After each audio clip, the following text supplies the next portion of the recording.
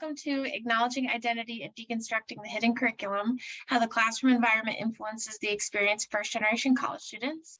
My name is Tara Mollengrath. I use she, her pronouns, and I am a first-gen steering committee member and the room host for this breakout session.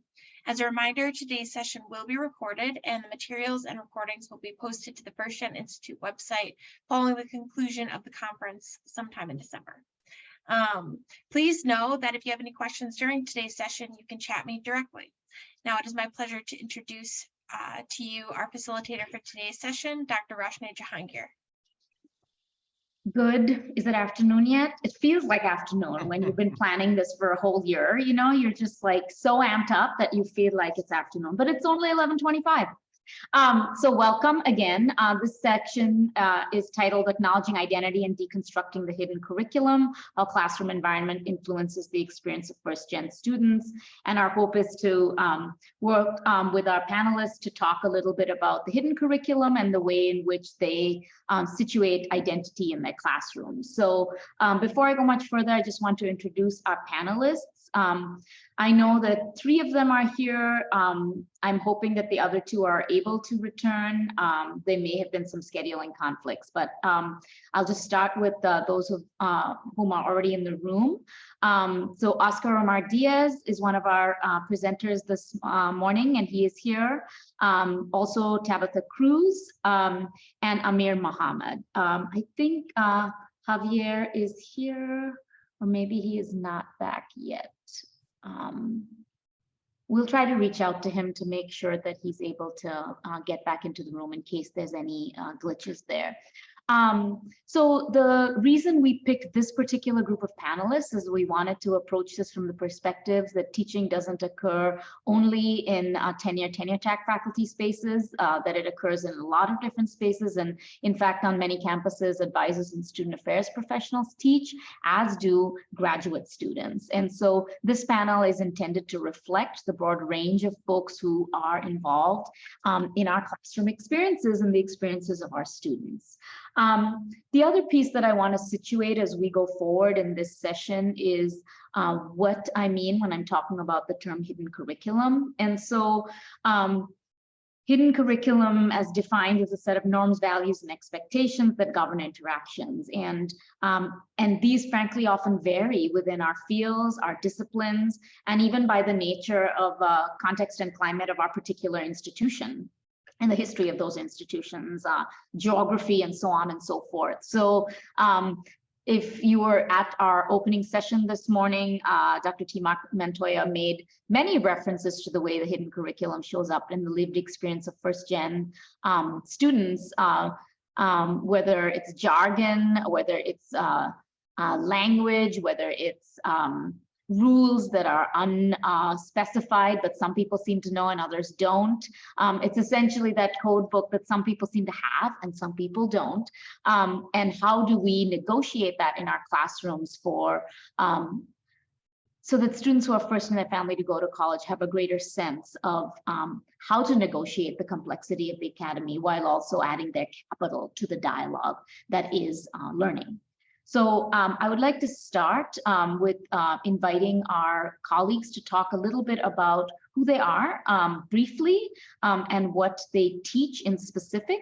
Also, if you have a particular academic background, a disciplinary background, it would be really helpful to have that named explicitly, because then we can direct comments to that as well. So Amir, would you start us off? Absolutely. Thank you, Rashné. It is a pleasure to be with all of you today. As Rashné mentioned, my name is Amir Mohamed. I am a clinical faculty of communication studies at the University of St. Thomas's Doherty Family College. And the Doherty Family College is just a quick word, is just a 2-year associate degree granting program at the University of St. Thomas. And so in my role, I serve two main functions. One is I'm in the classroom teaching communication studies courses, primarily a public speaking course. And then the other piece, 30% of my work is around faculty, or is around advising and mentoring. And so that piece is, in some ways, it's 30% on paper, but it feels like oftentimes more than that in practice.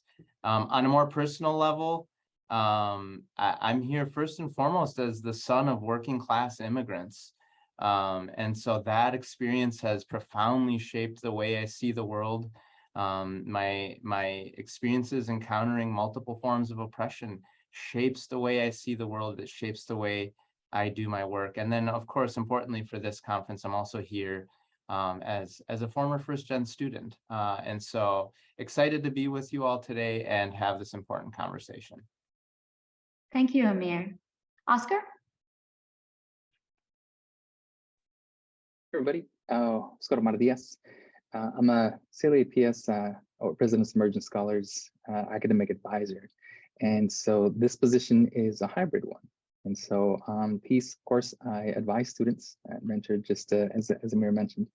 And then the other half, we teach FYE courses. So they're the first year experience courses for CLA 1005, CLA 2005 as well. And so students will begin, of course, as a cohort and continue on. And so, yeah, no, I really felt what you just said, Amir, because it's like on paper, it's a certain percentage, but it's a lot more than that. And so you can definitely kind of feel the weight. And so, and again, so I'm, here with you all as a border indigenous Mexa. So, I feel like like my Yaqui sides are recognizing the space in which I traverse. But at the same time, I know we talked about sort of how we come into the space as far as majors. And so, one of my most fondest degrees is my associate's degrees from community college. And so I always place that first because it was that first introduction to higher education. And then later on, I went on to do creative writing and worked in television studios with electronic media. And so all about, Univision Canal 26, so if anybody's up there. And so went from there and went on to do urban planning with a master's and a dual master's in Latin American Studies, urban planning. So I've got my planning background, and now here I am, circle. With my Ph.D. in curriculum and instruction with cultural studies and education. So the intersections from each and every one of those kind of degrees comes into the space, and I share those experiences with the students as well. So here with y'all to talk about all the things first gen, and excited to be here with y'all. Thanks, Oscar. Tabitha? Hi, everyone. My name is Tabitha Cruz, she, her, hers. I am a research associate at the American Council on Education, and I'm also a fifth-year doctoral student here at the University of Minnesota, majoring in organizational leadership and policy development with an emphasis in higher education. Yeah, I also identify as a first-gen student, and so I'm really excited about our conversation for today, as this is something that's really near and dear to my heart. Similarly, as Oscar shared, I too am also a community college student. And so first gen identity is something that was really fermented during my time there. And throughout my entire educational experience, even now as a PhD student. And so throughout my career in student affairs, I've worked primarily with first gen students in different capacities, through advising, through college enrollment and things like that. So I'm excited for our time together today. And I'll try to do a better job sticking to the questions I gave you, because I get so excited by your comments that I go off into other arenas as well. So you can pull me back if I do that. So so the first question I had asked you to think about is, how do you discuss and reflect on identity in your classroom learning spaces? And certainly first gen identity, but other identities as well. So I invite you to comment on that. Amir, I see that you're unmuted, so I'll let you begin for us. Thank you. Sure. Well, there are three primary ways in which I see myself doing that. And then I'll provide a sort of more concrete way within one of those three primary ways. But those three ways are, there's some community building work that is just sort of built into the fabric of my teaching practice. So just that's part of how we talk about and reflect on identity is community building. The second piece is through formal assessment and formal assignments. So the actual work that folks are doing is it integrates identity into it. And then the final piece is also the instruction, right? So like when we show up and we provide that instruction, that's not devoid or divorced from identity, right? So those are three places or pieces where I try to integrate identity. And I just want to try to do it succinctly, but one of the assignments I use is it's their very first speech. It's called a Get to Know Me Deeper talk. And in that assignment, I invite folks to reflect on the forces and factors that have brought them to where they are. But I begin that assignment by first giving my own Get to Know Me Deeper talk and telling them about the experiences I had going through higher ed. And I'm honest and I'm sincere. I talk about the doubts I've experienced. I talk about the doubts I experienced today as somebody who still exists in higher ed. And so when I do that and I talk about like, hey, that first day when I walked into to my class as an undergrad, I didn't know if I belonged. I wondered if I was smart enough. I wondered if I would make friends. Just really fundamental questions around belonging. And doing that I have found has created space for folks to sort of share their truth and share their experience. And it makes it a little bit easier for them to say, hey, that really resonated with me. I kind of feel that way too. And then we can actually start to talk about that. And so that's been a really cool experience for me. Thank you, Amir. Thanks for naming those three things. Tabitha? Certainly. I echo a lot with what Amir shared. I think there's opportunities to do this in formal and informal ways, and I think assessment is probably a big one. But specifically, I think I try to scaffold those things in my class. In particular, just showing up on the first day, having activities like that where students have an opportunity to get to know one another, and kind of being intentional about the sort of reflective questions that you have for them. I know sometimes it can be difficult to share about like our personal stuff on day one, but it's something that you have to build towards, right? Like that community building piece is so essential. I think that informally, that also comes in those little conversations before class, when you're doing little check-ins while you're like setting up stuff, or, you know, staying behind after class to just kind of be there if students have additional questions, or, you know, you have an opportunity to just kind of check in and see how folks are doing. But I try to be mindful about my identity as a first gen student myself, and I share that all throughout my class. It's, you know, so it's not just the first day, but it's an ongoing thing that like, hey, here were some of my own experiences with this, with, I don't know, there might be like a big thing like a spring registration, right? And that, yeah, like you have to make sure that you sign up for a meeting with your advisor. And I'm like, here's how, and just kind of even breaking down like what those things mean, and what might happen, and just kind of giving folks a heads up, and being transparent. So I just try to show up as in my holistic self, and modeling that for students so that they also can do that as well. So yeah, I think scaffolding some of those opportunities throughout the semester is really helpful. Thank you, Tabitha. Oscar? No, yeah, just to echo what amazing presenters Amir and Tabitha have shared, is scaffolding becomes a really big piece in everything that we do. Specifically, you know, how we build community and those reflections, right, on that daily. The first year, right, in classes can be really a scary place, especially if you're new to the classroom, if you're new to the space, to the Twin Cities. And so it's one of those that right off the bat, it begins to sort of like start building community, and let's get to work and sort of sharing these spaces. So I'll always start off with the community standards of, you know, this is that courageous conversations piece of, you know, be your authentic self, right? Be respectful, listen, of course. We're going to share some stories, the intersections of you and the person next to you.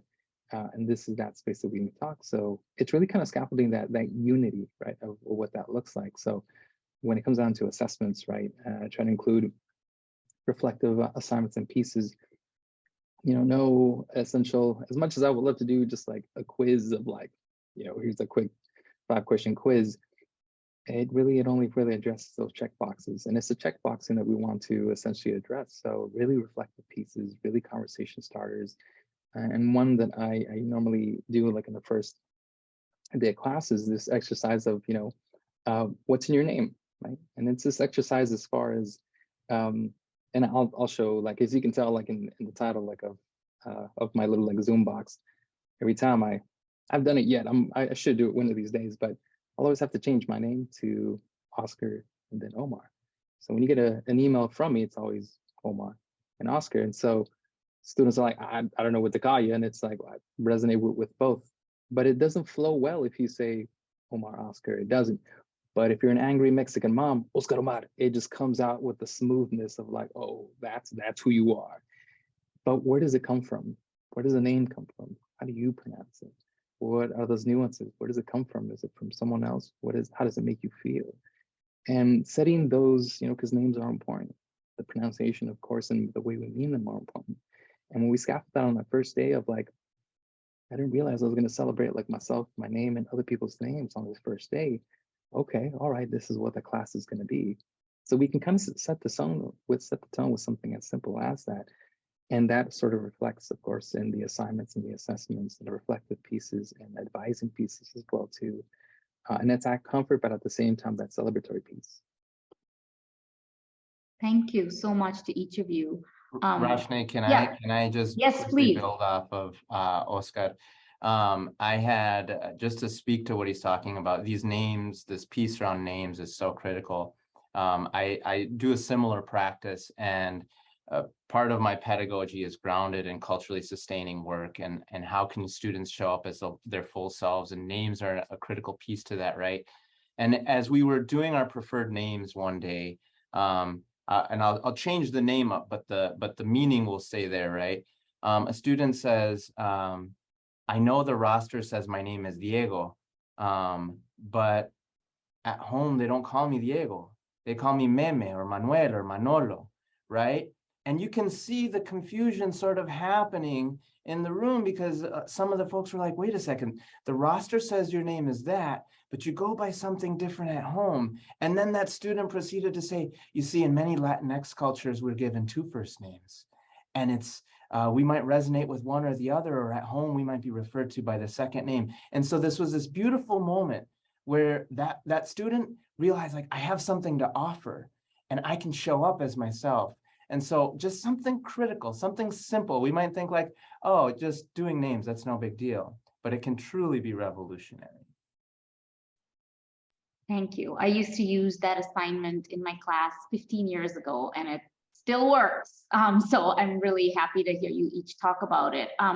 One of the things I wanted to comment on before we move to hidden curriculum is, in our names, there's our history, there's our culture, there's our ancestors, there's our familial practice. All of this is tied up in our names. But sometimes our first gen identity is not explicit in anything, right? It's what students have said in my research, that it's to be simultaneously visible and invisible, right? So I wonder if you could talk a little bit about how you situate first gen identity, or help students name and claim that in your classroom spaces and or extensions of your classroom spaces. Yeah, I can speak to that. So I was working in the service industry for decades, and so lived and thrived in kitchens. And I used to help out, like my uncle just he had a burrito stand, and I was just gonna help him out. We would cook it up on the weekends. And when the day came that I was gonna share with him that, hey, listen, I'm going to grad school, he was sort of kind of perplexed. I mean, he's still working, and he's like, for what though? I was like, oh, well, like I'm gonna get this papelito, this degree, and I'm gonna, apparently I was like, Theo, I'm gonna make some bank. That's what it comes down to, right? And he's just like, well, you're making bank with me? And I was like, but it's like, this is that higher education that nobody else in the family has. And for him, it's just like, let me get this straight. You're going to go off in a random place. You're going to write a lot of papers so you can end up with one paper. And I was like, yeah, kind of. I think that's kind of what it is. And that's the part though, right? And I think that's the powerful piece, right? Is when I sort of see myself as I've navigated these higher institutions, I know with this degree, I know with this pathway, with this program, really what it's for me.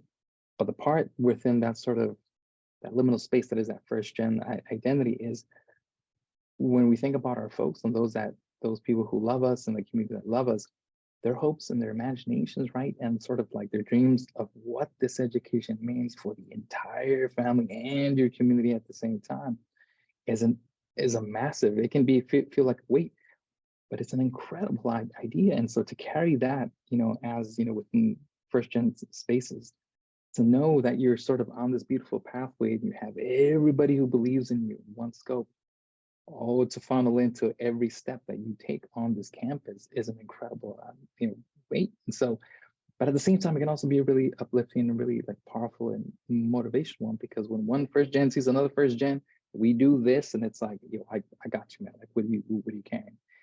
But that part is super important, really sort of addressing like, I'm here, but there's a lot of people behind me, supporting me, around me, and in front of me too. But they're all based on how I'm moving. So the understanding of what this education means is going to be different for a lot of, for a lot of parents. So that's one of the questions I'll have, and I'll pose to a lot of students is like, what do you want to be? And what does your family want you to be, and why? And that's where the doors open and a lot of stories come out, and all of a sudden they'll be like, maybe there's a reason why they're yelling at me to really sort of like be in class and studies, but because it comes from something, an extension of, as my pops once shared, like, I never did that. And I've always wanted to sort of go into higher education. So I'm going to live vicariously through you. That's powerful. Thank you. Appreciate that, Oscar. Go ahead, Amir. No, I didn't. I accidentally unmuted. I'd love to hear what Tab Okay. says. Sure. And I was gonna say that was like really beautiful, man. Like you're like so insightful and deep. I think that in terms of, well, one thing that came to mind is like we have lots of varying definitions about first gen. And like even that's something that sometimes students aren't always clear about, because we have like federal definitions for like certain programs. But then, students may have a different understanding of what first gen means because they're either the first in their families to go to college, or sometimes they may not even consider themselves first gen because they already had a sibling that was the first one to go to college. And so just that whole identity in and of itself can be complex. So I just wanted to name that aspect of it. Mm-hmm. I think in terms of like situating identity, I try to just model that myself in my class because I'm currently a student. So I often share about my struggles with having to like write a paper, or like I didn't manage my time properly this week, and just being very forthcoming about who I am as a student. Because one thing about first gen identity, I think that follows you throughout your whole educational career and even into your professional spaces, that there's going to be things that you don't know because no one gave you that information, or someone's withholding resources. But I think I think what I try to do is maybe rewrite that narrative a little bit about what are the really great things about being first gen. And to me, I think first gen students are some of our most resourceful and savvy and creative students that we do have, because oftentimes they have to make pathways for themselves because those pathways aren't there. And because I'm really big on community building as well, like I've always been a big proponent for like lift as you climb. And so just as like, you're making these pathways and inroads for yourself, that you should also bring other people like with you to the fold. Like if you see another first gen person who's also struggling, like help them along the journey as well. And that at the end of the day, like all of us are kind of going through this experience together as first gen, and being able to rely on those other support networks. So yeah, those are some thoughts that I had. Thanks, Tabitha. Appreciate those comments. There's not a lot I would add here. I would simply say that I love when Tabitha talks about presence. That is so cool, because presence really is so significant. And I think what our presence, my presence, when I show up as a former first gen student and I reflect on that, what it does, and you're talking about how do you situate it? Well, part of how we situate it is as normal. So we normalize it, right? And so when I talk about my experience and I show up as my full self, that's part of situating it as, and part of normalizing, like, it's okay. The second piece is sort of wrestling with the reality that you're telling me it's okay, but it also doesn't feel okay, right? In some spaces. And so there's a deconstructive piece that we have to do. And that's really about like saying identity is always there. We can't escape it. Whether we talk about it or see it, it's there. The question we have to ask is whose identity is there and whose isn't, right? And so doing that deconstructive work along with sort of being present and saying, this is okay, we can normalize this, and then interrogating once again the fact that not all identities are present, I think is a really, can be a helpful approach in situating first-gen identity. Thanks, Amir. And I think that also speaks to what folks who are not first gen can do to situate identities in their classroom. Because some folks can speak from a vantage point of their own positionality and model it in a particular way. Other folks have to model it by thinking about the comments that Tabitha and Oscar have made about familial capital, cultural capital, linguistic capital, navigational capital, all those forms of capital that Tara Yoso talks about that situate first-gen students' strengths. And you don't have to be first-gen to situate that in your classroom or validate that in your classroom. So I think that's another important piece of this discussion. Thank you to each of you. My second question pertains to hidden curriculum directly, and I'd asked you to think about where you see hidden curriculum in your discipline, in your field, and how you sought to unpack it. And then also, certainly invite comments and questions from the audience in the chat.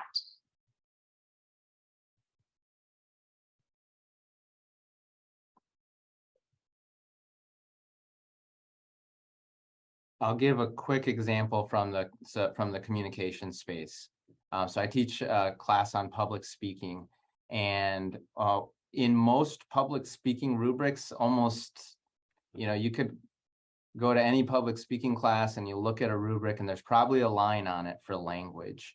And so part of what we're listening to and evaluating is students' ability to sort of, we're evaluating their grammar, their use of, and their mechanics. And but you know what though, like my students are trans languagers, like they jump in and out of languages, and the reality is that's an asset, right? But hidden curriculum says that's not an asset. Hidden curriculum says there's only one variety of English. And I'm like, wait a second, did you actually know that in language, there's just language variety? We actually all speak a little different than each other. So if we start breaking that down and thinking about it, why is it that only certain varieties are privileged more than others? So you speak AAVE, bring that in here. That's going to be an asset. And actually, you know what? You're going to be able to be conversant to a broader range of people if you can bring that in. So, but hidden curriculum says, in my discipline says, we're going to think about language in a very specific way. So one of the ways I try to push back on that is I actually build into the rubric in my language category. So part of what we want people to do is to be legible, right? Are you legible to the people in the audience you're speaking to? So that's, there's some work we have to do sometimes to make folks legible to different audiences. But we don't think about legibility in such a narrow way that only one person or one type of person, one manner of speaking is legible. There's a lot of ways to be legible. I was going to piggyback off of that. That is so important, especially for some of our multilingual speakers in class.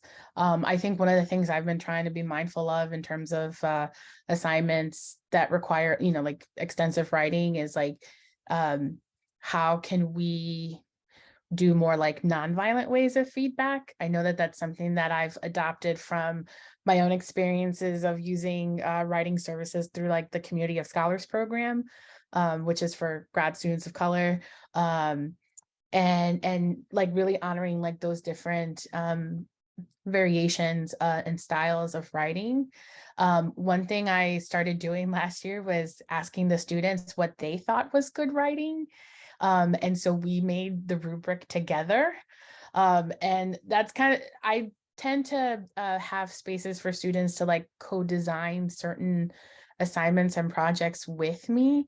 One, also being mindful about like moving through the pandemic and transitioning to like in-person learning and what students might have capacity for. But also like, I don't always get it right as an instructor, and like we have to be open to thinking outside of the box. And when you start asking students about like, how would you like to be graded on something, or you know, and what are some best ways that you would showcase what it is that you learn, like you start really seeing things from a very different vantage point. And so being flexible and adaptable and giving students agency to like co-design those things with you, I think is really powerful. So yeah, just finding students new ways to kind of break down information. I think about things like syllabi. We are required by an institution to put all this like information on there, when honestly, like we could really condense it down to like 2 pages, and what it is that students like absolutely need to know. I'm someone who does hybrid stuff, so I use Canvas a lot. And in every assignment, I break down like, here's what the assignment is, here's how we're going to do it, and here's why. Because oftentimes I think, especially in like first year experience classes, students may not be super excited about doing something, but I'm like, there is a purpose of why I'm asking you to do this. And it's because I want you to build certain skill sets that you're going to have to use in another classroom later on. And in the future, as you go into the workforce, right? Like there's certain skills that you are going to come across. And so being transparent about why we're doing these things is really important, and not just be like, oh yeah, you have a paper because that's what's expected out of you as a first year student, that you have to learn how to write. But I'm asking you to do this assignment because I want you to learn about analysis, and I want you to learn about critique of thought, and I want you to share your thoughts and opinions, and I want you to bring yourself into this paper that students may not always feel comfortable sharing out loud in class during group discussions, but in writing they probably got a lot to say. So being able to keep things in flux and adaptable and malleable, so that students can also see themselves, I don't know, taking some ownership around their learning, because we don't always do that in higher ed. We just have like, here's what you're supposed to learn, and no one ever questions it or critiques it. And so I hope that like in my first year classes, I'm like, yes, you can push back. It is okay. I'm not always going to get it right. I have stuff to learn from you as well.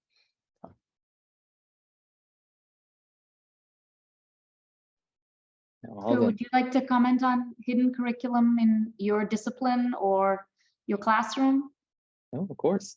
And just like, and Amir and Tabitha, y'all are dynamic. Like, I appreciate you, all the energy and all the things that y'all do. So it's a pleasure just to hear and swap stories. One question I start off with students in the beginning is I kind of switch it around, and we ask, and I've asked students as well too, like, what are your expectations for me? Or what are your expectations of me? And when you hear sort of that question, and students will just be like, oh, this works both ways? Oh, okay. And so, but the responses that they made, right? And it's like, be detailed with it. Doesn't matter what language you use, right? Share it, convey, how you feel, what your expectations are of me. And that's that accountability piece for students to really sort of get into the rhythm of things, of like, it's this institution. You don't have to prove yourself to the institution. The institution is here, right, to uplift, hold you. That is that accountable piece. So when we get into this exercise, students will say, well, I want to be heard. I want to be listened. Like, I hope that you take into account, like, that I'm trying my best. And this comes out a lot, right? And so that's that one piece, and great feedback, to really hear back. At the same time, when it comes down to, let's say, like assignments and writing, I do share with students, like, you're all able to, leave feedback or voice messages. And they're like, why? Oh, how come? And it's like, well, the reason being is because you may not always we lose a lot of messages through text. And granted, a given assignment might be like, write this one page or anything like that. And when you wrote it, there's a lot of power in that written word, no doubt. But you can, something about the voice, something about conveying in your words, sharing like, this is where I'm coming from, this is where I'm thinking about this. And I share with students, like, the way I grade is all feedback, right? And that's one of the things that I think as instructors, we should never do, is like tell students when and how they're failing, right? In such a sense of like, no, you're doing it wrong. No, what are you doing here? Right? No, it's more along the lines of giving that active, constructive feedback where we're like, you said this is important. Tell me more about that. So you mentioned the X, Y, Z, like, I love where you're going with this. Tell me more though. And if writing it down doesn't necessarily you can't get that meaning, leave me like that voice message. You tell me as far as like what it is, and we'll go feedback back and forth. Because part of that hidden curriculum is you must reach this point, certain number of words to get this right. And it's one of those things like, but honestly, I don't think I've ever worked in a given institution where they say, write me a 12-page memo, cite your sources. No, it's always going to be that email, phone call that's going to come and direct. And the way this grading should be exactly that. And all of just that grading too, where it's just like, this is the grade-ish that we've got from the third conversation. And when you leave feedback, you'll notice that the grade is adjusting because you're making those applications and those points, you're negotiating. You're also voicing it. It's a lot of power in that. So I can smell the accountability from your grade, from your paper. And that's that part. So when students leave and they're like, I didn't realize that I can share this or speak to someone, but not just with the title, but who's supposed to be an instructor, and yet they're guiding me on how to answer that. And a lot of that comes with that holistic piece. So it's wonderful to just see that and express that to students and how they can talk about themselves through the grades. Thank you. I think each of you have modeled the ways in which, mentorship and guidance and scaffolding are embedded into assignments that then unpack hidden curriculum in very concrete ways. We have about maybe 10 minutes left. I want to ask the audience if they have particular questions or they have comments that they'd like to share that resonate with or build on anything that the panelists have already shared. So you're welcome to put them in the chat, or if you would like to raise your hand, I can call on folks. We're a small enough group where we can certainly have a conversation as well. So please do. I have many other questions as well, but I really would like to invite your input into this.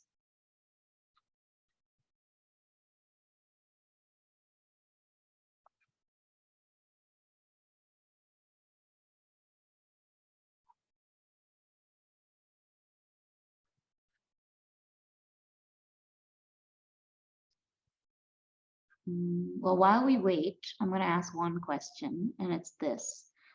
Each of you in both sessions have talked about the importance of community and building community. And some of us have been making that argument for a long time, that there's value in community in intellectual spaces, that both can exist, right? But there's also this pushback, like there's curriculum to cover, there's content to cover. How do I make time for this? Or maybe my discipline doesn't align with having an assignment that does some of the things that you have talked about. So part of our work as pedagogues who move this work forward is to think about how we answer that question in discussions with our colleagues. And so I wonder how we could take that up. My initial thought, I go back to Freire, right? And talking about this banking as the system of banking education, right? Like we're just, and it becomes this lifeless and perfunctory exchange where teachers dispense and students, and like you literally just, watch folks, like it just sucks the life out of them. And so Oscar is talking about these amazing things about asking a question, and sometimes you'll ask a meaningful question and it won't even be like they might not even know like this is actually a space I can engage in because they're so used to that banking system. So creating that space to say like, no, this is a real space where meaningful growth can happen. That's actually going to make the learning better. Take 10 minutes, take 5 minutes out of every class. If you can do it, take 10 minutes out of every class.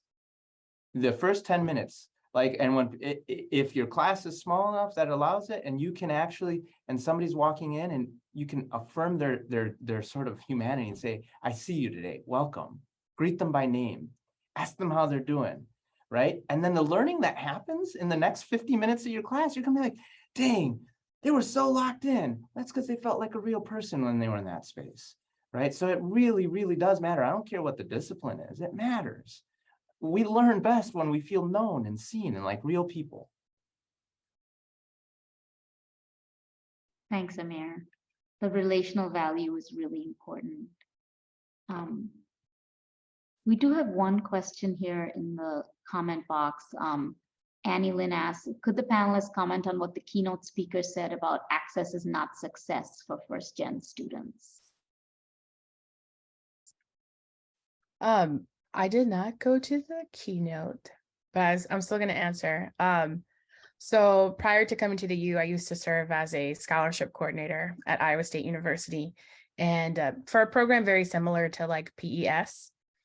And we would give students a full tuition scholarship for 4 years to 100 students, Iowa residents every year, which is a big deal. That's a lot of money. But at the end of the day, right, yes, we got them through the door. Having the scholarship money is nice, but it's not enough. There's still other expenses that students have to cover, not to mention support structures to get them to continue to persist.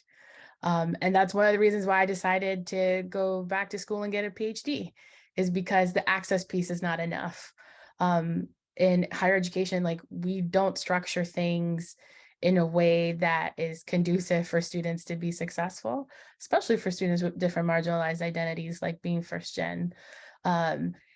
We make students jump through so many hoops. And so I think one of the things why I wanted to come back and do this degree is because, like, I need to go down to things like policy. Policy can help change things so that students can be successful. Things like financial aid, when you have students who are maybe like adopted or in foster youth, or students who are undocumented, or their parents might be undocumented, students who are estranged from their families, students who might be homeless, right? Like, there's all these other conditions that might prevent students from being able to find a little piece of paper that they need to submit just to get funding for certain things. When we think about like students who are on academic probation, right? Like, we're so focused on like penalizing someone, right? Instead of working towards how can we build that student and like integrate them back into, getting on track. I think a lot of stuff comes down to policy, and it comes down to how we structure things. I think that's what it means when like it's not just access, but that's one piece of the puzzle. That's step one. But there's still so many more steps that you have to cover to get to the finish line. Thank you, Tabitha. Amir or Oscar, do you want to add anything to that? Yeah, no, definitely. And no, Kimberly, that's a wonderful question. And absolutely, Tabitha, like you're right. Even climbing through that PhD, I still have, I'm still in that realm of like, that's not enough. Like, I can still keep on going. Like, I'm still pretty much angry, right? I still have that tenacity of like, no, the system should not be like this. That's like, no, like, I'm not done yet. And so, and you're absolutely right. It's like, you might have gotten in, right? You might be in this institution, and yes, all the feelings are going to come, and you're going to think, yeah, here I am. I'm going to do it. But what if you're working? What if you have to work? What if you got kiddos? What if you're taking care of, of a parent? What if the XYZs of all the reasons that are still sort of like torment you when you fall asleep and your worries are really becoming realities? And let's just say, you got that scholarship. There's still so many other factors, that are there. And I'm glad, Tabitha, that you mentioned probation and suspension, because that is like the end of a cosmos. The moment all of a sudden it's like, I didn't make it. And, you know, hearts crushed like ice. And next thing you know, it's just like, how am I gonna have this conversation with the people who've been like supporting me? And that's where that piece kind of comes in, right? That's where you turn on and be like, oh, no, you know, probation is just that, you know, check engine light on. That's all that is. And I'll be with you throughout the entire way. So let's talk about what support you need. Let's talk about the structures. Let's talk about resources that you might need. And it's, I share with students, like, I might be your advisor for 4 years, but I'm here with you for life. So if you get questions that kind of come up, we'll talk about those.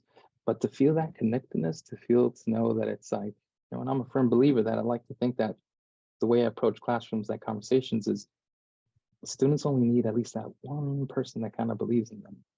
And I approach that where if maybe the student doesn't, I'm going to be that person. And so, and that's that approach, right? Because absolutely access isn't going to measure that success. You still, right? You're still in it. And so, and success is going to be a lifelong journey. And it's one of those that doesn't have a cap. And so students need that kind of support as well too. So there's so many factors, and absolutely to have that policy piece, right? The inequities within policies of those that need to be addressed and push it. We do. Thank you so much. I see some folks resonating with your comments, their hearts and their comments in the chat. We're getting close to the end of the session here, so I'm going to ask if there's one more question from the audience or comment. Otherwise, I will thank the presenters who have shared so much of their head and heart. What Laura Rendon calls the sensing thinking, Santa Vicente pedagogy. I feel like I was in the midst of that today. So I'm very grateful to each of you and also to our audience. I know that there's going to be a very brief closing session and then an opportunity to do some evaluation of the work of the Institute. And perhaps part of that could be sharing ideas where communities of practice that have come up here could be sustained beyond this space. So I thank each of you, Tabitha, Oscar, Amir, for your comments in both sessions today. Thank you so much.